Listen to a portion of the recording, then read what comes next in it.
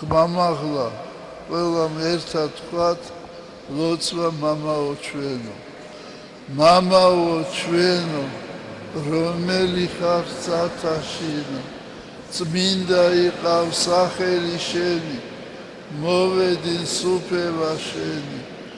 იყავ ნება შენი ვითარსაც სათაშინა